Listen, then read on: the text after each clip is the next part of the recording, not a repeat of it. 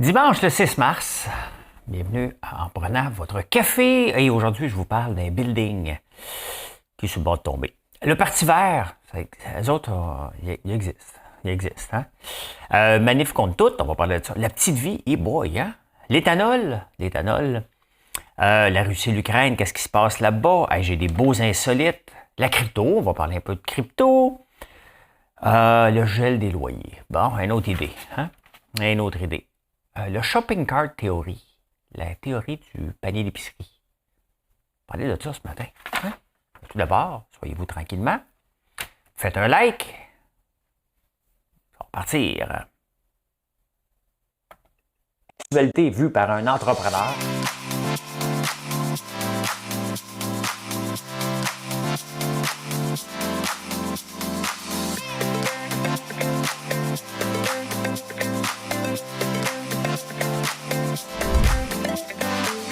Ça bulle, parce que des fois j'ai des bulles, mais ça bulle.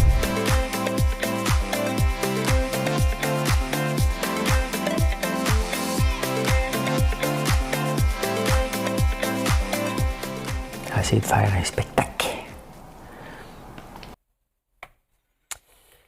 Je suis un oiseau de nuit. Ben oui, mais je me couche tôt par contre. Je suis un oiseau de nuit différent. Je me lève et je te poursuis. C'est pas la toune du matin. J'espère que vous allez bien. Hey, ce matin, je suis obligé de suivre les paroles de la chanson parce que je suis pas capable d'avoir l'air. Ça vous donne un indice, hein? Ça vous donne un indice. Il y a la pluie verglaçante. Elle vient de commencer. J'ai reçu la première goutte. Je suis sorti dehors à 1h45. Ça a dû commencer à 1h40. Je vous le dis que j'ai eu la première goutte. Mais on va faire une petite chanson pour débuter ça. Hein? Pour débuter le beau dimanche. Il va faire beau pareil parce que on est en bonne compagnie, tout simplement.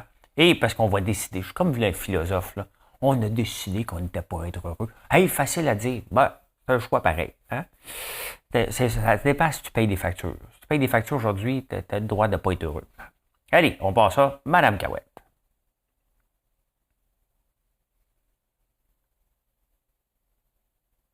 3, 2, 1.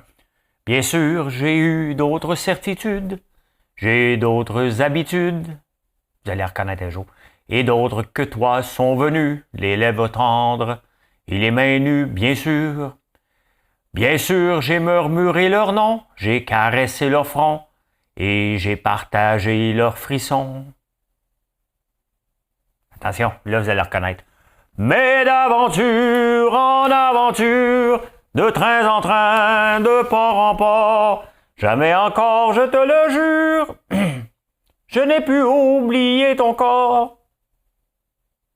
Mais d'aventure en aventure, de train en train, de port en port, je n'ai pu fermer ma blessure. Je continue à chanter, même le micro est loin, hein, c'est parce qu'il n'est pas plugué, c'est une joke. Je viens de réaliser que Marilyn dormait. M'excuse. Vas-tu me laisser encore? Ben, pas encore, je ne jamais laissé.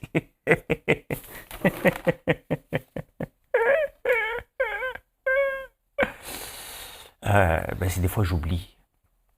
J'oublie. Hey, j'écoutais en direct de l'univers, c'est la première fois que je m'endors. Mon émission favorite, je me suis endormi. Elle était spéciale, hein? J'oublie son nom. Florence? C'était pas ma palette.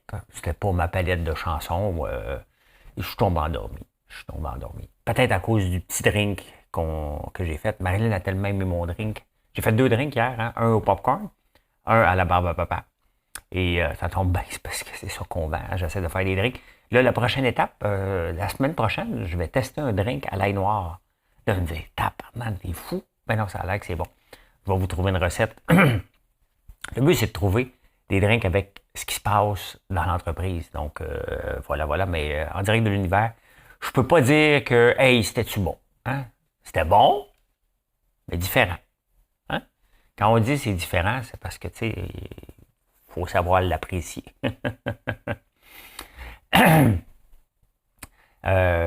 C'est surprenant, hein? Il y a l'hôtel à Saint-Hyacinthe, l'ancien hôtel des Seigneurs, qui ont transformé qui a été transformé. À un moment donné, je suis passé puis j'ai vu une structure extérieure pour le retenir parce que les ingénieurs ont mal fait leurs calculs et l'immeuble est en train de craquer de Sheraton. Et hier, j'ai vu une publication de Pierre-Yves McSween. Il y a un gros building des nouveaux condos sur la rue Davidson au coin. Ça, c'est près du stade olympique. Hein? J'habitais pas loin de là, près des Shoppingus aussi, entre Sherbrooke et Hochelaga. Il y a un gros building qui est en train de s'effondrer parce que les bases sont pas assez solides. Tu sais, ce coin-là, c'était une swamp hein, avant. Le stade olympique aussi est basé sur une ancienne dompe. Donc, les bases sont pas solides et ça menace de s'effondrer. C'est quand même assez spécial qu'aujourd'hui, avec tous les ingénieurs, les urbanistes, les tests, les ci, les ça, on vit encore ça. Ben, il va y avoir des propriétaires de condos qui vont s'arracher les cheveux de sa tête avec leur building. Mais ça existe encore en 2022 dans la ville de Montréal. On n'est pas dans une république de bananes. Là. Des fois, oui, mais pas tout le temps. Hein?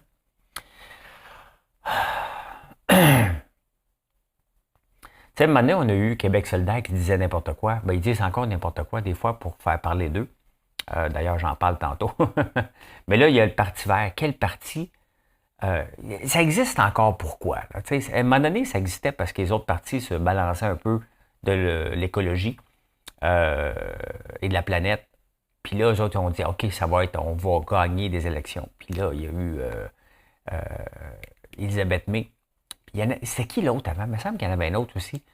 Et là, il y a un nouveau parti, le Parti vert du Québec, le nouveau président. Il ne sera jamais élu. Là.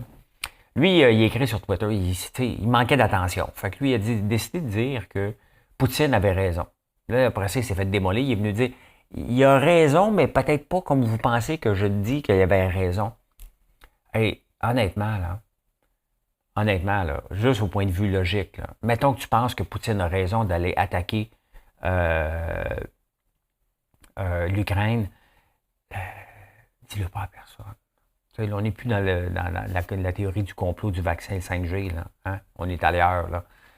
Si tu es d'accord avec Poutine qui attaque l'Ukraine, dis-toi que tu es d'accord que je rentre dans ta maison puis je te sac dehors.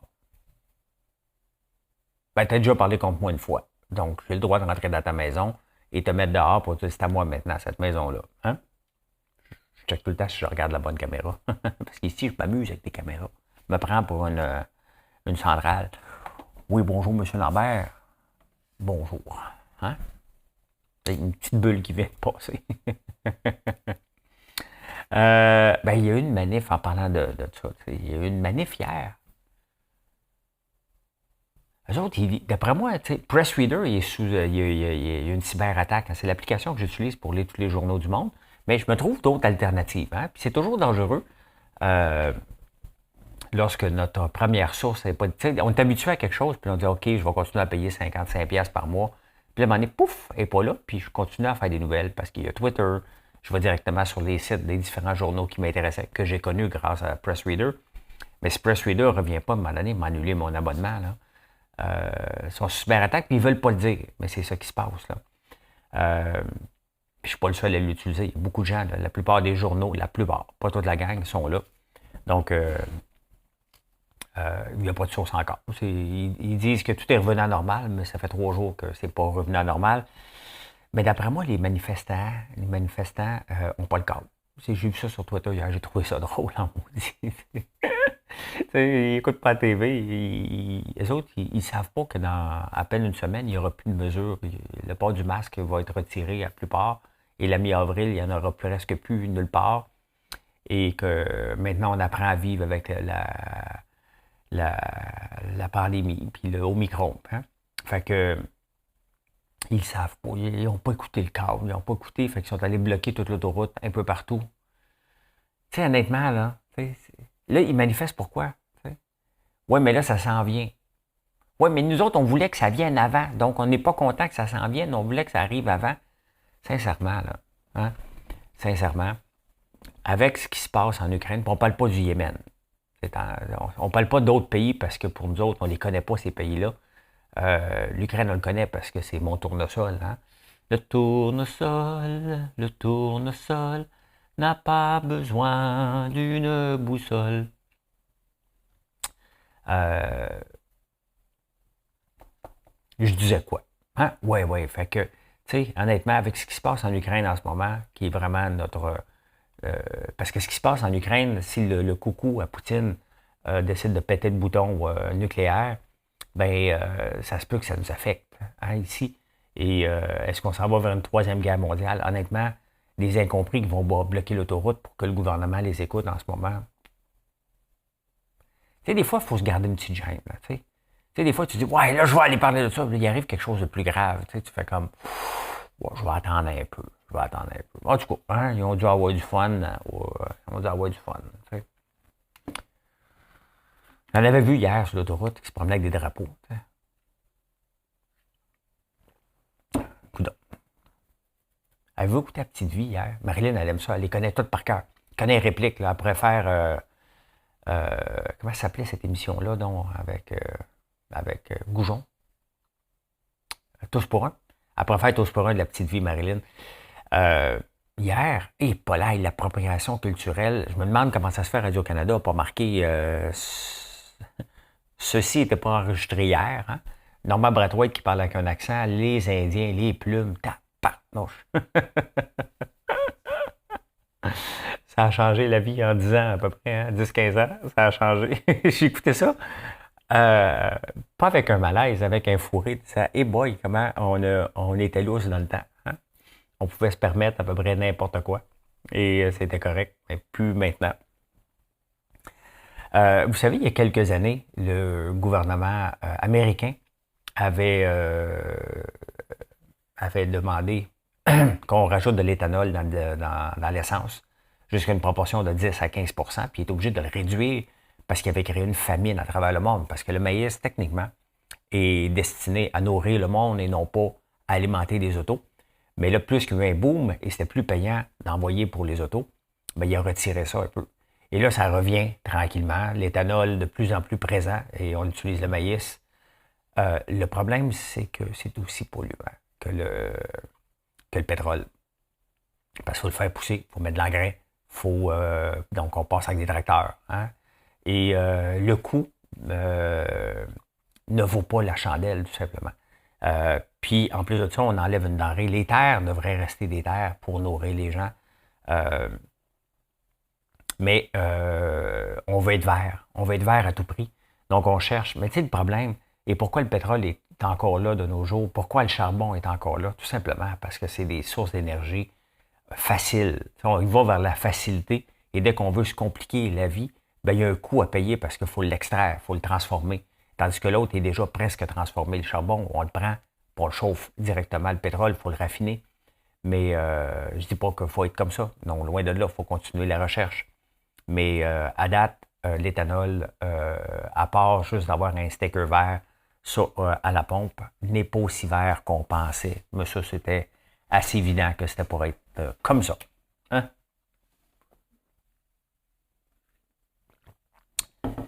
Ah, la Russie, l'Ukraine. Je ne sais pas ce qui s'est passé vers minuit. Je ne parlerai pas tout de suite de crypto, mais je regarde tout le temps. La crypto nous donne les indices boursiers, puis tout ça, tous les marchés nous donnent qu'est-ce qui se passe dans le monde rapidement. Hein? Puisque les bourses sont fermées le week-end et les commodités aussi. Donc, il reste la crypto et le Bitcoin a planté hier à 11 heures. Donc, il s'est passé quelque chose en Ukraine que je ne suis pas capable de remettre la nouvelle dessus. Mais rendez-vous car vous allez perdre votre statut. Ah oui, c'est ça, Poutine a dit ça. Il dit là, regarde, on va négocier, mais vous allez vous rendre. Si vous ne vous rendez pas, vous allez perdre votre statut d'État. Hey, c'est pas son État. Le gars, il pense encore qu'il est dans l'URSS et que l'Ukraine s'est poussée. Puis là, ils veulent reconquérir. Non, c'est parce que ça n'existe plus. Il veut reconquérir. L'affaire, c'est qu'il risque de réussir. Il risque de réussir parce qu'il n'y a personne, tu sais, l'OTAN, il n'y va pas défendre l'Ukraine parce que l'Ukraine ne fait pas partie de l'OTAN, tout simplement. Donc, il doit y avoir une partie de bras de fer là-dedans, bien entendu. Il y a des jeux politiques à tous les niveaux. On les aide, on leur envoie des armes, mais on ne les aide pas. Et c'est à suivre comment ça va se passer, mais Poutine dit aussi, ben écoutez, arrêtez de nous bloquer, parce que si vous continuez à nous bloquer tout, puis avoir des sanctions un peu partout, c'est comme une déclaration de guerre envers la Russie. Ben oui, on est en guerre. Tu sais, la Russie commence maintenant à s'isoler, un peu comme la Corée du Nord. sais, la Corée du Nord, on ne fait pas d'affaires avec la Corée du Nord. Hein? Et c'est de l'ultra-protectionnisme. Et souvent, quand on parle de protectionnisme ici, puis de non à la mondialisation, bien, il faut toujours regarder les pays où il n'y a pas de mondialisation, où il y a de l'ultra-protectionnisme. Qu'est-ce que ça donne? Bien, ça donne des pays extrêmement pauvres, des pays contrôlés par des dictateurs, donc la Corée du Nord et la Russie. Donc, la Russie, en ce moment, bien, regardez, Visa, Mastercard se sont retirés. Les grandes chaînes de luxe françaises se sont retirées. Je n'ai pas vu encore le champagne qui ont dit qu'il était pour arrêter d'exporter. Je suis curieux de voir les exportations de champagne vers Champagne, Russie. La Russie est le 15e marché d'exportation du champagne avec environ 2 millions de bouteilles sur 150 millions de dollars. Pas tant que ça. Hein? Quand même. C'est 501 millions d'euros. C'est pas... Mais tu sais, le champagne sont tellement putes, hein? On va le dire comme il faut, que si tu touches au mot champagne à travers le monde, ils te poursuivent. La Russie a dit, non, non, nous autres, ça va s'appeler champagne, toi, ça va s'appeler vin mousseux. Puis on dit, OK. Hein? Ben, il y avait 501 millions d'euros en jeu. Ben, Visa Mastercard, c'est retiré. C'est retiré de la Russie. Donc, de plus en plus, ils sont renfermés sur eux autres mêmes. Hein? On ne peut plus faire de transferts bancaires. Les oligarques se font saisir leurs biens à travers le monde.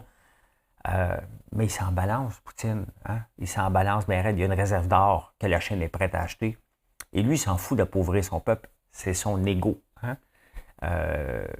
C'est pathétique. C'est pathétique qu'en 2022, dans des démocraties, on voit ça encore, mais ce n'était pas une démocratie. C'est ça qu'il faut se retenir. Ce n'était pas une démocratie, c'est une fausse démocratie. Quand lui-même contrôle qui va se présenter aux élections contre lui, on s'entend que... Hein? Patrick Lagacé a écrit un beau texte ce matin. Je commence à le vanter. Il est bon dernièrement. Il dit qu'on a l'indignation variable.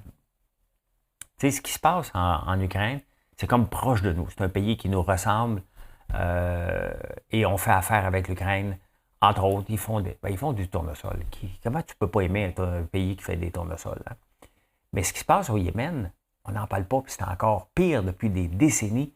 Hein? Ils se font attaquer de tout bord, de tout côté, probablement pour du pétrole, mais on ne le voit pas du tout. Hein? Il y a plein de pays africains qu'on s'en balance, probablement parce qu'il n'y a pas d'information, parce que ça attire pas les gens, parce que quelque part, on a le je m'en foutisme assez grand, parce qu'on l'accepte peut-être qu'il y a beaucoup de pays africains qui sont sous des dictatures, puis c'est comme ça peut-être, je ne le sais pas.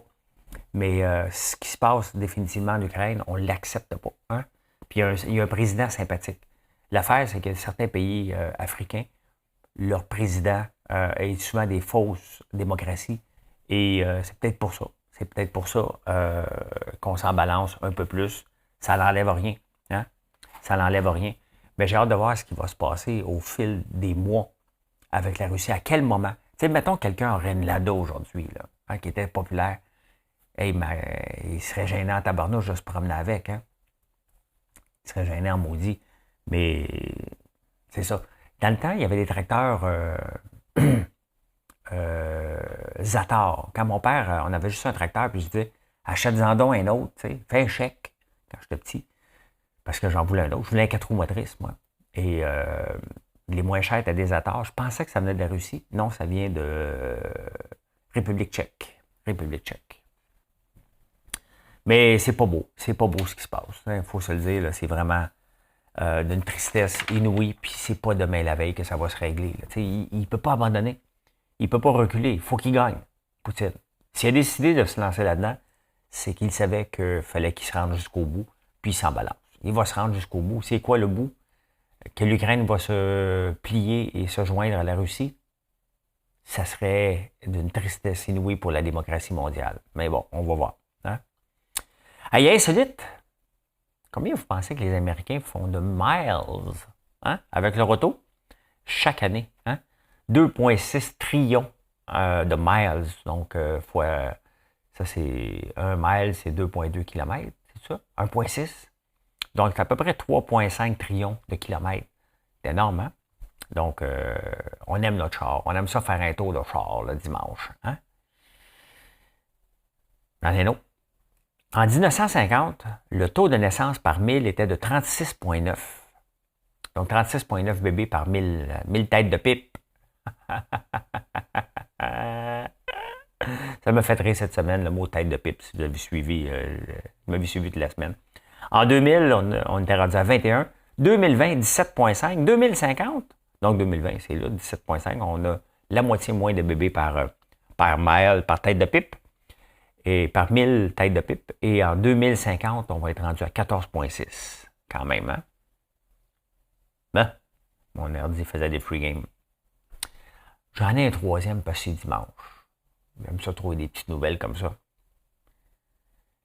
Est-ce que vous vous lavez les mains après avoir été aux toilettes? Hey, mens-moi pas!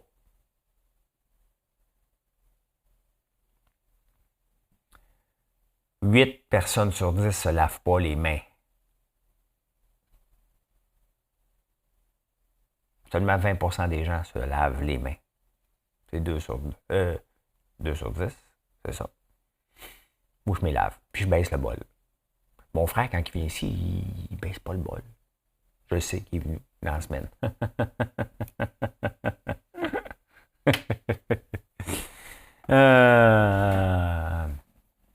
Je me lave. Puis en plus de ça, ici, on a du savon lavande, barbe à papa et érable. Donc, j'ai pas le dos. Je sens, je teste les produits, je capote. J'aime nos produits et mes produits même. Ben oui, c'est mon nom. What is this? What is this? C'est pas ça que je cherche. OK, c'est ça que je cherchais. C'est ça que je cherchais. Ici, on est là, on parle un peu de crypto. Regardez ce que je vous ai dit. Hein? Ici, on est le 5 mars à 11 heures. Paf! La crypto prend une débarque solide. Hein? Pendant...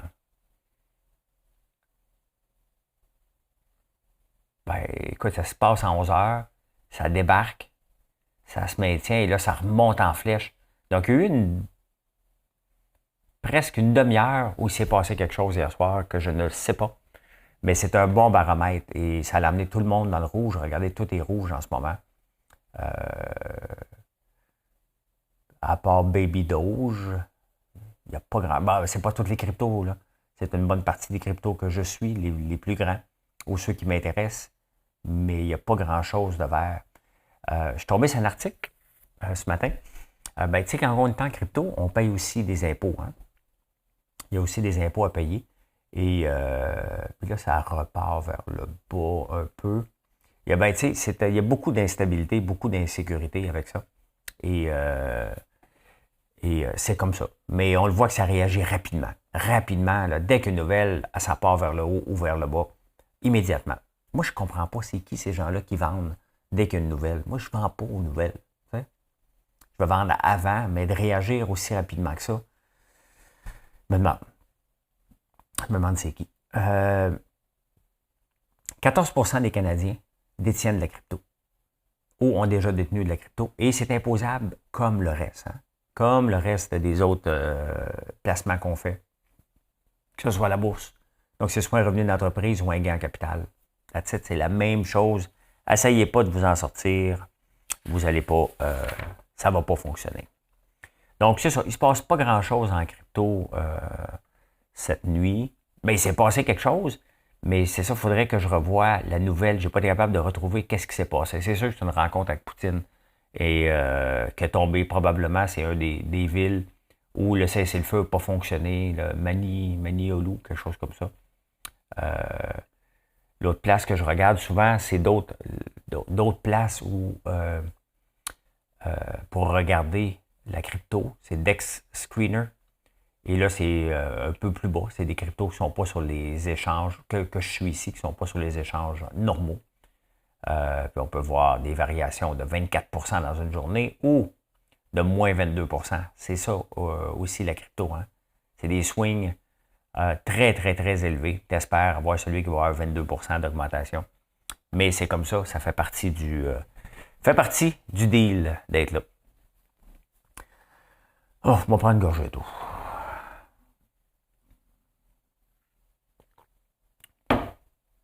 Québec solidaire a eu une idée géniale hier. Hein?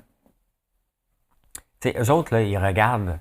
Je pense que Québec solidaire ne regarde pas ce qui se passe dans les pays communistes. Ils amènent toujours leur idée avec des pays communistes. Mais on le voit dans des pays communistes. Hein? On le voit ce qui se passe en Russie, en Corée du Nord, au Venezuela. On regarde.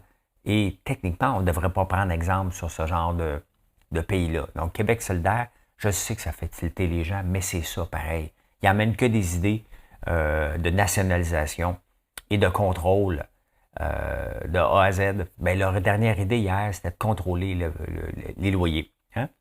Ils veulent un gel des loyers. Tu sais, si tu veux un gel des loyers, le problème, là, c'est que le propriétaire, là, OK? Celui qui achète son triplex pour se bâtir un fonds de retraite, hein? Puis il travaille dans ça, il habite le triplex, mettons, et il y a 2 loyers pour l'aider à payer son hypothèque. Et il rénove lui-même, puis à un moment donné, au bout de 25 ans, il va le vendre, il va prendre sa retraite, il va avoir un fonds de retraite. La plupart des propriétaires immobiliers, c'est ça. Il y a des gros, bien entendu, mais là, Québec solidaire est venu, regardez, la hausse des loyers cette année était de 9 à 10 à certains endroits, dont à Gatineau et à Sherbrooke, à Montréal, c'était de 2 C'est sûr que c'est élevé, c'est sûr que ça affecte tout le monde. Mais qu'est-ce que vous voulez qu'il fasse, le propriétaire? Hein? Il y a une augmentation des taxes. Pourquoi? Parce qu'on veut se payer des autobus vides, hein, tout simplement. Et tu sais, quand on se paye des services, les gens ne réalisent pas que tous les services qu'on se paye doivent se payer à un moment donné. Ils se payent comment? Avec des taxes. Donc, les propriétaires se font augmenter les taxes. Ils veulent rénover un peu. Le 2x4 coûte 8 fois plus cher. Bien, faut qu'ils soient capables de le faire. L'électricité monte. Bien, il est obligé de refiler la facture. C'est pas un acte de générosité de détenir un building. Hein? C'est pas ça pantoute. Il y a quelqu'un qui paye pour ça et on est dans un pays capitaliste. Est-ce que ça doit être du capitalisme sauvage? Il y a la régie du logement qui empêche justement le danger d'être sauvage au point de vue capitaliste. Donc non au gel, c'est pas des affaires. Si on veut geler les loyers, bon, on est aussi bien de nationaliser tout simplement les buildings. On enlève ça de la gestion privée et on dit aux gens maintenant, regarde, c'est le gouvernement qui va contrôler les buildings au complet. On va faire une société d'État avec ça. Et that's it. Mais Québec solidaire, c'est à peu près ça qu'ils veulent. Hein? Une société d'État cachée. Pourquoi vous pensez que ça ne m'intéresse pas, pantoute, d'avoir des buildings? Hein? Justement pour ça. Justement pour ça. C'est vrai, je ne vous ai pas reparlé, mais une des choses que je veux faire cette semaine,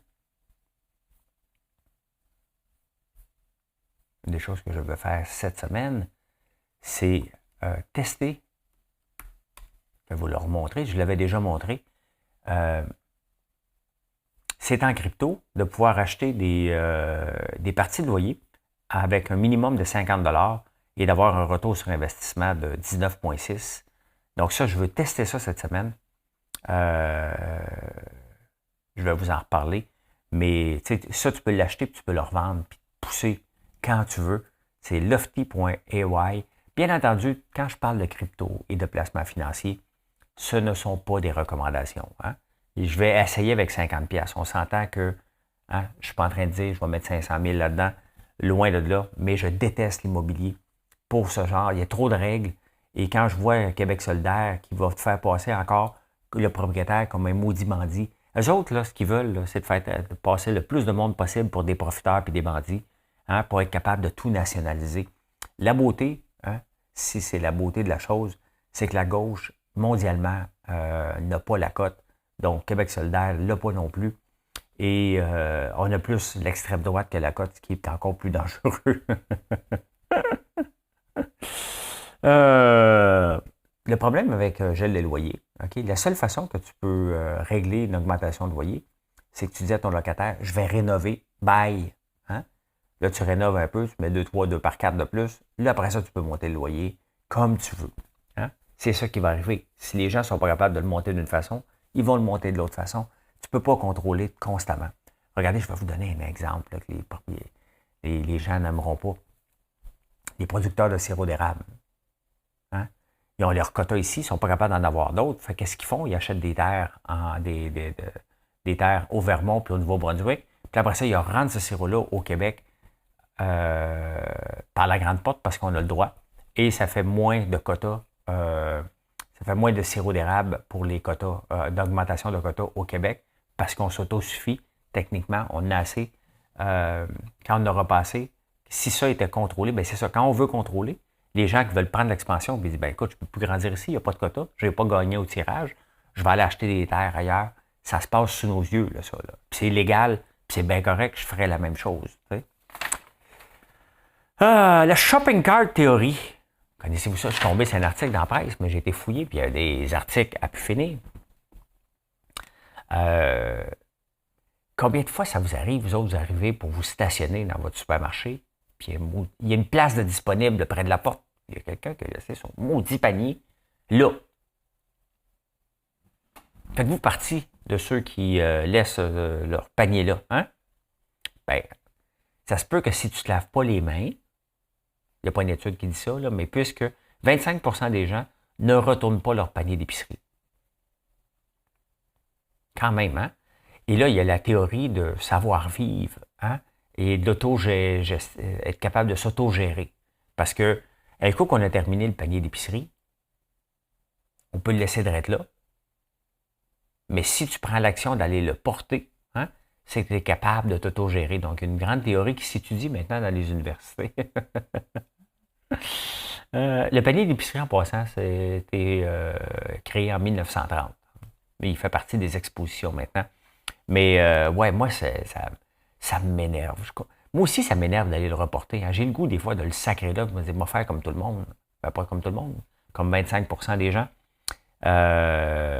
Puis on dit tout le temps, tu sais, la théorie du shopping cart théorie, c'est que les gens se disent, écoute, ben, il y a quelqu'un d'autre qui va le ramasser. Là. Pourquoi je me déplacerais pour le ramasser? Donc, c'est la génération, ben, il n'y a pas de génération, mais c'est l'égocentrisme. Quelqu'un d'autre va le faire à ma place, ou le petit monsieur va le ramasser tantôt. Hein, parce qu'il y a quelqu'un, un petit bonhomme qui est payé pour le ramasser. Mais il y a toute une théorie vis-à-vis ça. Mais moi, on dit que c'est choquant. Tu arrives au Costco, là, puis là, tu as ta place proche. Mais non. Le pire, c'est que les gens le laissent dans des places d'handicapés, parce qu'il y a plus d'espace. Hein?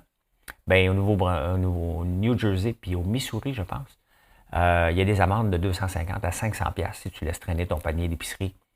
Ailleurs, tu as le droit, mais pas là. Hein? Puis ils font bien. Hein?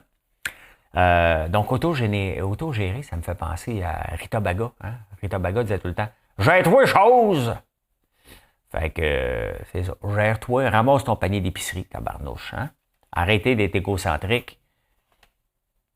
Il y a des places qu'il faut... Je ne sais plus au Maxi si c'était ça. Il y a encore des places où Club Entrepôt, c'était comme ça. Il fallait que tu mettes ta pièce pour avoir un panier. Mais là, tu arrivais, tu n'avais pas de change. Y a-tu quelque chose de plus frustrant? Maxi l'avait déjà fait, en tout cas sur la rue Masson. Je ne sais pas si ça existe encore, cette façon de faire-là, de retourner, parce que les gens ne le retournent pas. Donc, si tu veux le forcer à retourner, il faut que tu le prennes d'une pièce. Hein? C'est parce qu'il y a un problème avec ça. Là, t'sais. Mais c'est ça. Hein? C'était la théorie du panier d'épicerie. J'aime ça trouver des affaires comme ça. Eh bien, voilà comment j'ai vu l'actualité en ce beau dimanche. J'espère que vous allez bien. J'espère que vous allez faire un like. Je compte les likes.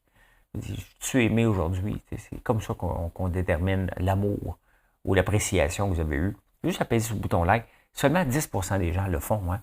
Donc, c'est pour ça qu'on est obligé de le demander parce que YouTube, il dit hey, s'il ne fait pas de like, c'est parce qu'il n'est pas populaire.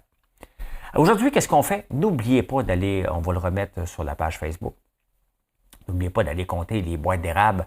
Parce que ce soir à 5 heures, on va faire le tirage de tous ceux qui ont eu la bonne réponse. S'il n'y a personne qui a la bonne réponse, on va élargir ça sur au moins plus ou moins 10 ou peut-être plus ou moins 5. Je vais voir ça aujourd'hui. Peut-être qu'il y a des gens qui ont la bonne réponse. S'il y a une personne qui a la bonne réponse, bien, il y a une personne qui a la bonne réponse et that's it. Je ne sais pas encore la réponse.